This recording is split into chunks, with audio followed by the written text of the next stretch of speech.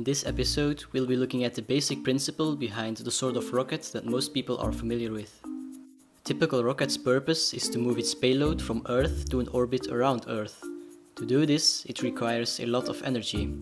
This energy is stored chemically as a fuel and an oxidizer in two large tanks. They are stored at extremely low temperatures to make them as dense as possible. When the two are combined and burned in the combustion chamber, energy is released in the form of a gas. A hole in the combustion chamber allows the gas to be expelled and accelerate the rocket. The rocket's goal is to provide the necessary change in velocity the payload requires to get to its orbit.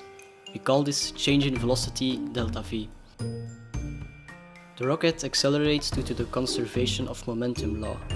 When some amount of mass times some velocity is ejected from the rocket gains an equal momentum in the opposite direction. As the rocket burns fuel and oxidizer, it decreases in mass. This means that its acceleration must increase because the thrust is about constant. At liftoff, the rocket accelerates slowly, but as it's about to run out of propellant, the acceleration is at a maximum.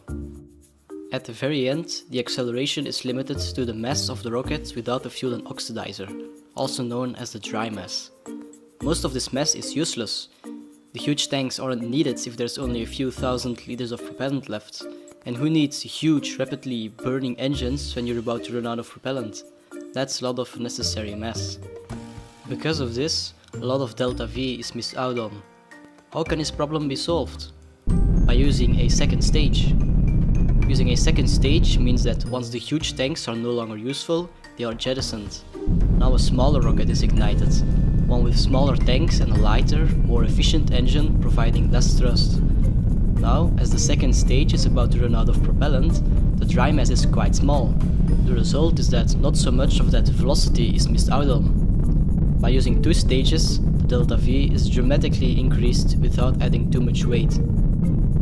The energy expelled from the rocket comes mostly in the form of kinetic energy.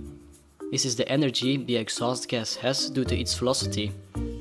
Notice how the kinetic energy is proportional to velocity squared, while momentum is proportional to only velocity.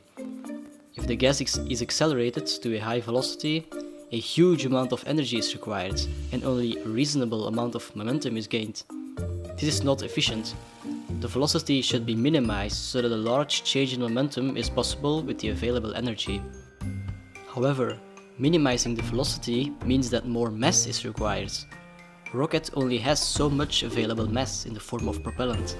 So, even though it seems inefficient, the engine should accelerate the gas to a huge velocity.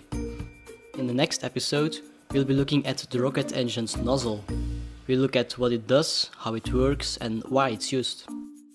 Thanks for watching. Feel free to like and subscribe in case you liked it. Click the bell next to the subscription button if you want to be notified when I upload a video. I also have a Patreon where I share all sorts of things. The link is in the description. I'll see you next time.